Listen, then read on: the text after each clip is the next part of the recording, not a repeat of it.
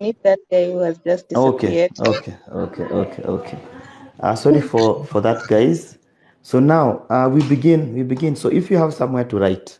So today we're talking about kingdom mentality and also how to get through or how to avoid loans. So number one, everybody here, if someone tells me, okay, this is I'm just big, this is me, and I believe there is God. Let's start from there. I believe there is God. So anybody that believes there is no God is a liar, because you cannot. There are things that you cannot explain. There's things that you cannot explain. Like if I ask someone, when do you know that you have slept? What time do you sleep? Like you switch off. If anybody can tell me that, I'll be nitajua yeye ni mnoma sana kuliko God. Like when do you shut and just start sleeping? And then at what point the body tells you to wake up? So now let's now go through about the kingdom.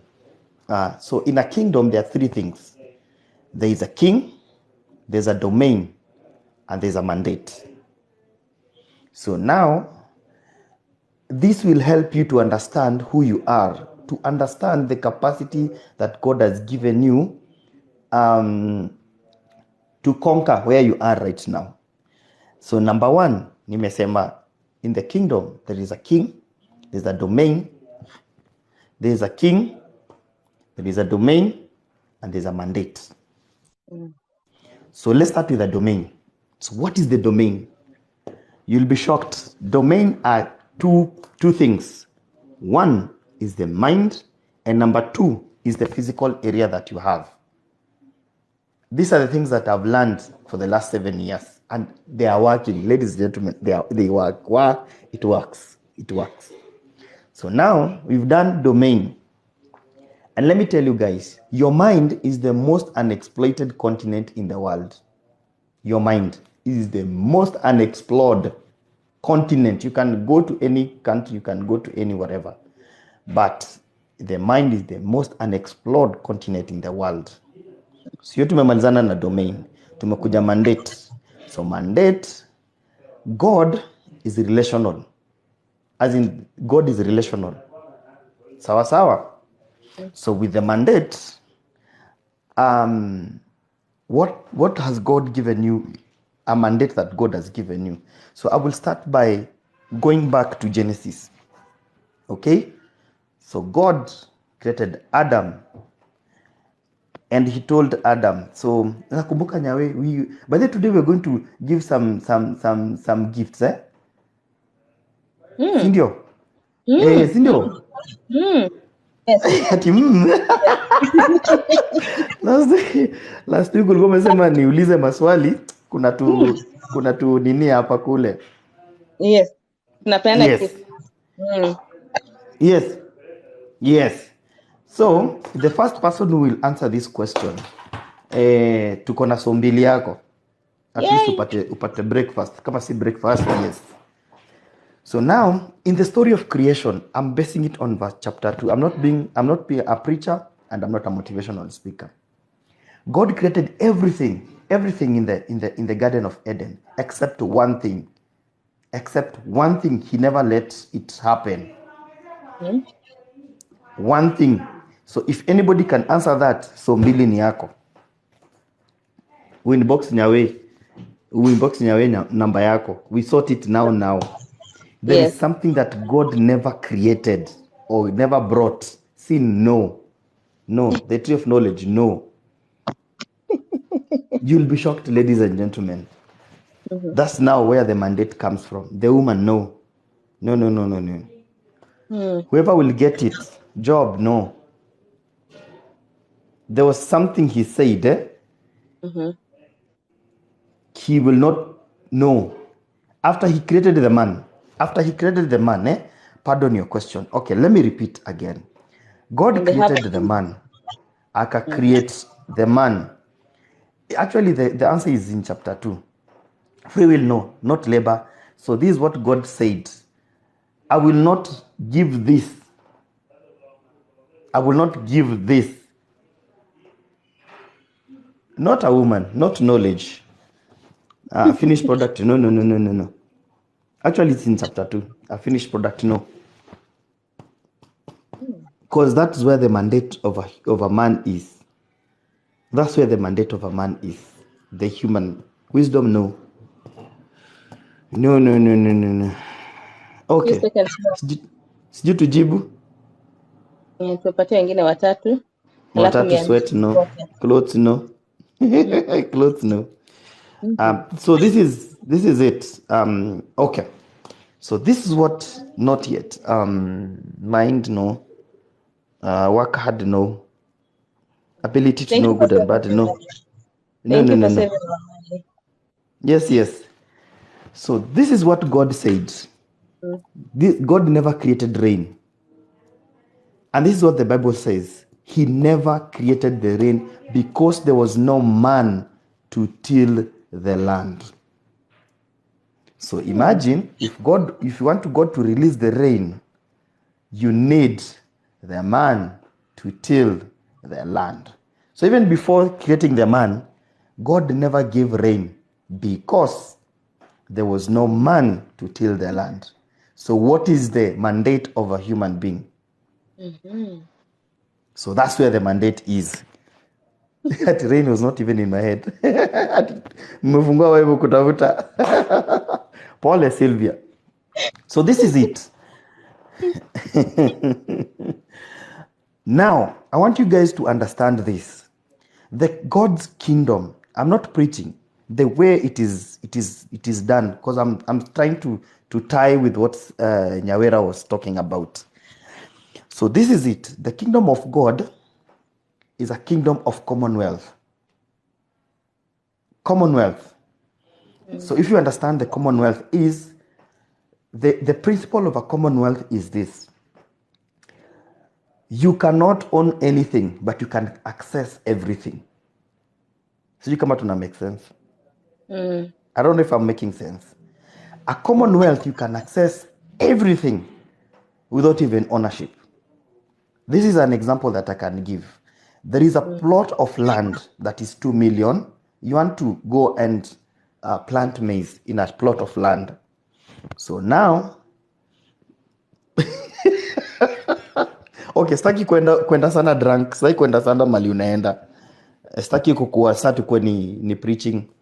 So now, so this you want to have a 2 acre plot of land. Between buying it, okay, for 30 million or leasing it for 10,000 per year, which is easier. So you'll go for the 10,000 per year because the world even right now, it's access without ownership. I don't have to own it to access it. That's why most of us are looking for a job. You don't need to have the job, so you can access it from someone else. And that is the thing that all of us, we need to understand. It's about access without ownership. I don't have to own something too. And that is the way it is even with the king of England right now, because the queen died. Yeah? That tells you they can access everything in the kingdom. Everything minus nothing. But they don't own anything. They cannot say that I own this, and own this. No. So now, let's now go and say, now how the tumesema kingdom, in a kingdom there are 3 things. There's a domain, there's a mandate, and there is what? Kingdom, king. In a kingdom there's a domain, there's a mandate, and there's a king. So now, the king and the domain mandate is to rule that place. Yeah, is to rule all that. So now, what is the first mandate that God gave a man? Number 1, he told him to be fruitful and multiply. So fruitful and multiplication is what we call stewardship.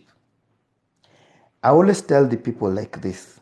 I always tell everyone that I meet, whatever you mismanage, you lose it. Whatever you mismanage, you'll always lose it. So God has given us an opportunity to be fruitful and to multiply. That is stewardship and transformation. And then what I wanted us to also gather, I'm trying to skip, so that now I don't look like a motivation speaker or a or a pastor. Now, there's one thing that I always say when we talk about kingdom mentality. There are two things that I would want to with that mentality. It tells someone that when God has given you a mandate, ashakupatia mandate, we all of us, and that's what you see about corruption. Why do you have corruption in any place? Why do we have all these bad things? It's because of everybody want to accumulate wealth, accumulate tuzieke pamoja. Funny enough is if you see someone is a billionaire, do you know a billionaire can use 100,000 per day for around 5 to 10 years. That's what that's how much a billion is worth. So why do you need all these billions? To do what with them? And when you die, you'll die with a casket and 6 feet under. Yeah. So now, so we need to develop and see how the mandate of God, how God wanted us to live, and because now we are raising a generation that is not ready to give but ready to receive more than enough. That is the generation that we have. We want to accumulate wealth and accumulate and not releasing. But one of the things that I want us to understand is this: we are told that we need to save, which is good. We need to have more money. Money speaks, money talks, everything. Sally, we are talking about kingdom mentality and loans. So now, there is an economy that translates in the kingdom. There's an economy. So when let me start by asking, can anybody explain haya? So mbili kukomeza tena. Another question. What is economics? The first five people. What is economics? Na Google najua. Niko na answers zote za Google hapa. So if you Google, I will know. So if I ask anyone here, tell that, okay. Nitawaambia. Hey Salim, okay. Who can tell me what economics is? What the term economic is? Study of resources, no. What simple? Elias, umejaribu bado. If you understand the word economics, ladies and gentlemen, will get it right. Even when we are looking for jobs, what is consumerism? Consumerism, I think beauty, economic, consumerism, consumerism, demand and supply. I think you're somewhere. Uko halfway. Economic is the study of consumption behavior. Iko somewhere. Unalipa, so mbili kwa meza. Transport, lunch or breakfast. Study of using resources effectively. Good trial. Rosie, study of scarcity. No. Resource allocation, distribution and capital management. Haya. Watu wa Google wameanza. Watu wa Google naona sasa ndio watu wameenda Google sasa. Soma yangu huko juu. Frank, which one? The study of money and influence to the country. Yeah, you have uko somewhere. Yeah, study of scarcity of money in consumption, goods and services. Terry, akijina ndo nisipatagi. Terry, wacha tu niseme tu Terry. Making and selling. Mnajaribu. Economics is the law of demand and its management. Where ngoja, economics is the law of demand and supply and its management and influence. Where, how you manage and use money, the study of demand and supply, its consumption, transfer of wealth, circulation of wealth, study of production and resources. Okay, let me answer. It's as simple as this. Study of demand and supply. Okay, we are somewhere. Anybody that commented demand and supply, you are halfway. The simple way of explaining what economics is, and this will help you. Economics is man's behavior. Economics is man's behavior and how it affects demands and supply. Man's behavior and how it affects demand and supply. So if you are doing economics, you'll understand the man's behavior, because man is predictable. Man is always predictable. Utajua tu huyu ataenda hivi na anajua. That's why unaonaga tu polisi ni rahisi anakishika mtu, anajua tu behavior yako. If you're a smoker of bang, atangoja ununue, ufute kama 2-3. So there are 3 evidence. Physical, yenye umefuta na ikitafuta kwa damu itapatikana. So man's behavior is so predictable. So now, mindset. We need to change our mindset because all of us, we come to what we need to understand is this: kingdom mentality is not democratic. Because most of us tunaambiwa democracy, democracy. Democracy was one of the things that was brought by the Greeks in those early years. And the Greeks, funny enough, and tunaambiwa that we need to be we need to be democratic. And this is what I'll shock guys. Democracy is a myth. And this is what I explain. I always say, when you think about democracy, mtu anakudanganya, that is a myth. Do you think we are a democratic country? We are not a democratic country. Just look at our leaders. Since this country was formed, since we got independent, do you think any leader has ever gone for elections once na akaenda home? Anatakaga second term, alafu anataka vile ataingia tena kwa hiyo serikali ingine. So at the end of the day, that is what people are being sold as a myth. Democratic. We are democratic.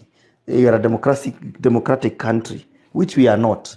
So now we want to bring our attention to our mindset to kingdom mentality. So what is the kingdom mentality kind of a mindset? So now the kingdom mentality of the mindset of a kingdom mentality is, number one, to understand it's a kingdom of commonwealth. Everybody has been given that wealth, so it's for you to get and to understand that you have a mandate, and that mandate that you've been given is to multiply, is to be a steward, and and to bring transformation in wherever you are. So now, who gives the mandate? It is the king who gives the mandate. So right now, if I ask anyone, so if you are from kama umetoka UK and you've come to Kenya, do you go with the currency of Kenya or the kingdom that you've been sent to? So you will go with the currency of the kingdom that has been sent to you. Even the ambassador of UK to Kenya, he's paid by analipwa na sterling pound and not Kenyan money. So hata akitumwa Kenya as an ambassador, he still works with the currency of the mandate of the kingdom that he has been sent to. So now, the other thing that I also want to bring on board is this. We need to change how we look at things. And one of the things that breaks us as human beings and as people who are also looking for jobs is to get to understand this, that the mind of a democratic kind of a mind. This is what they say in the in the democracy kind of a state, you know, and mtashtuka sana. Okay, before I go there, I want to ask another question. Another 200 on the table. Kai, what wataki hii story? So now, Livia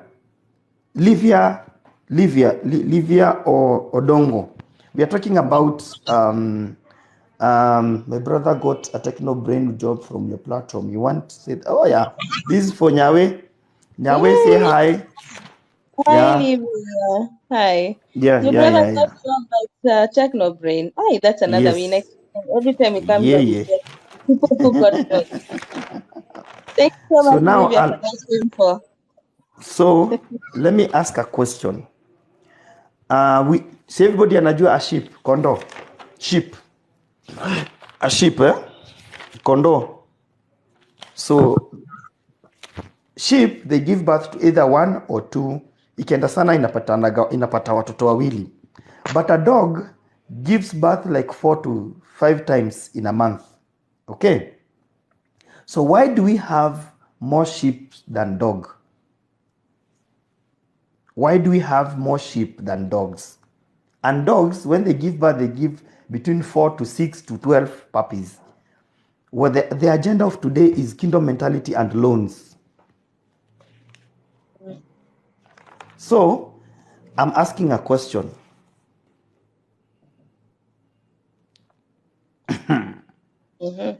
So, nani anaweza nijibu hiyo swali? Okay, whoever will come up with an answer, please. Dog puppies die easily. Nice try, but no. Another 200 on the table. Mtu anapata anasikimia so mbili tukisongaga mbele. It will shock you, by the way. Ask the question again. Again, I ask. The sheep, kondo, they give birth to either one or two kids. Little kids ama what?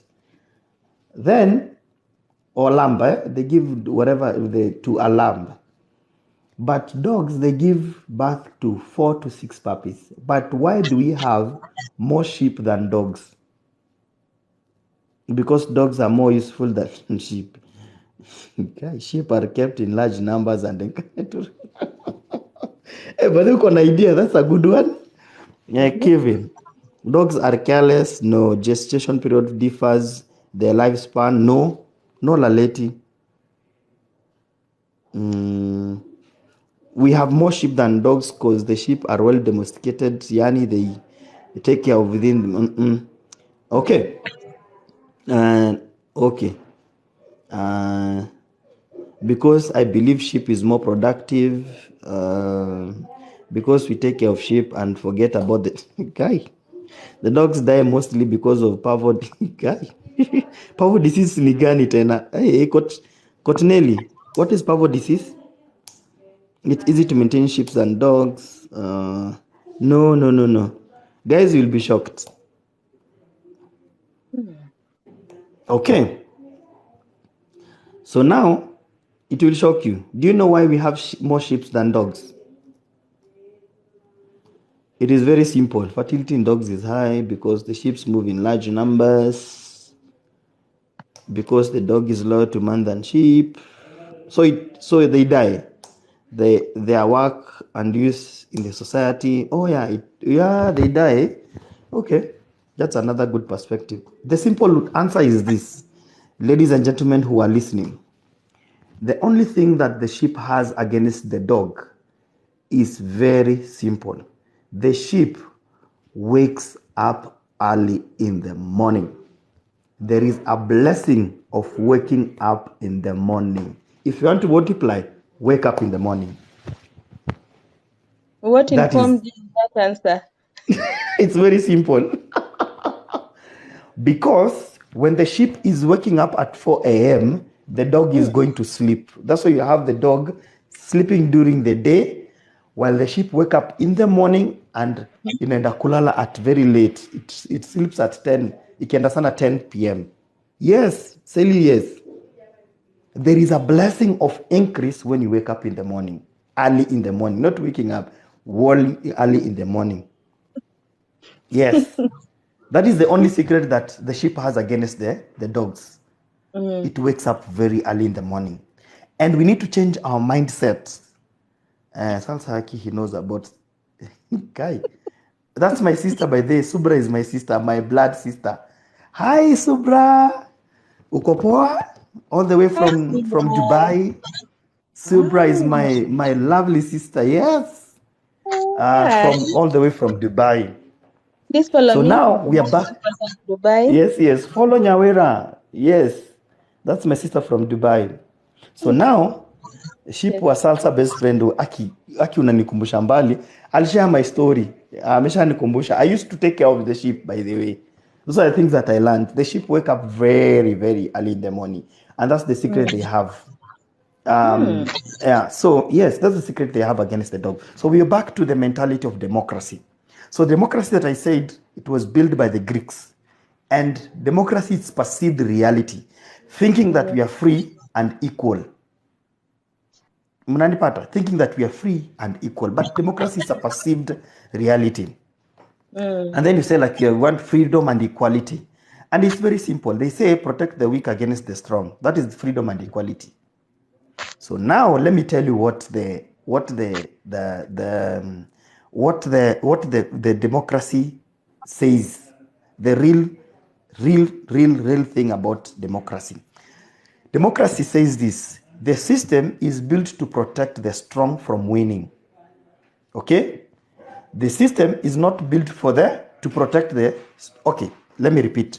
The system is built not to protect the strong from winning. It is not going to protect the strong from winning. They will always keep winning. Okay? But to protect the weak from losing. So the strong will keep on winning, but it also protects the weak from losing. So it's a balance. Inakuonyesha tuko poa, tuko tu poa, tuko poa. Wow, your English short. Yes, my sister.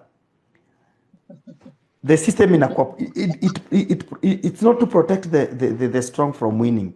The strong will always win, but to protect the weak from losing. That's why you'll see there wakati wa election mnaambio manini maslogan, the poor will take care of you. That is democracy. It's a perceived reality which cannot happen.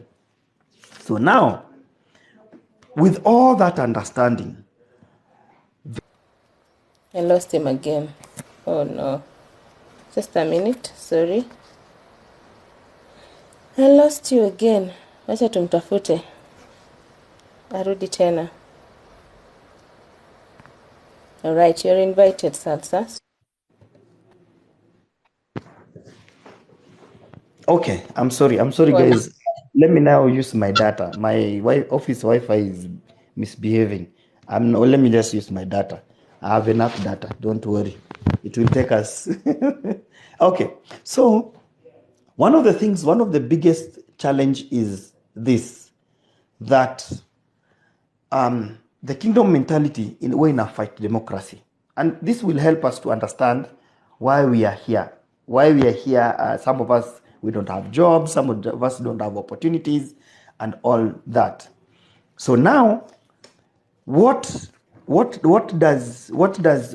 do we always we look at things in life and say like life imekuwa hard and all that? If you're writing, write this. Poor people spend. Rich people save. Wealthy people invest. Poor people spend. Rich people wanna save. Wealthy people invest. There is a small caveat. Let me say caveat, or a slim line between the rich and the poor. So now, if let's say someone is poor, and I'll explain what poverty is. Simply, poverty is lack of productivity. So now, the range or the gap between the poor and the rich, it's very kidogo, very small. Because if a poor person, if I give them $1 million right now, see, they are rich. But Very. there's a huge gap between the rich and the wealthy people. The rich people, they work for their money. Pesa yake ilalagi. Pesa ya rich people ilalagi. Atakunyonga mpaka uitoe. That is a rich person. A wealthy person, if you are growing up, you could hear our parents telling you, chakulangu wezi maliza. A wealthy person, it's the other way around. The money works for them. And in my life, I've met some great men in my life. I've met Manu Chandaria, I've met the late Chris Kirubi, I've met Charles Njonjo, the late Charles Njonjo. And Charles Njonjo, when at his age, at between 70 years to 90, at his age, he used to walk in the office at 4 a.m. in the morning. So niambie mzee anaamka saa ngapi? Anatoka ofisi 10 a.m. in the morning. So before you come to the office, ashawapanga. Do you think you can never catch up with such a person? You'll never catch up with that person. So by the time mnaingia, both the directors and the managers, all of you, mushapangwa. So wakati nyinyi mnaingia kufanya job, yeye ndo anaenda kula breakfast na kuswim. And this guy sleeps at 6 p.m. So huyu jamaa ashawakuta mbele. And this is something that Chris Kirubi told us when we met. I will never forget this. He said, when people are asleep, that's when we can easily solve their problems. When people are asleep, there are many ideas that comes when people are asleep. You cannot solve problems when people are awake because everybody is smarter than you.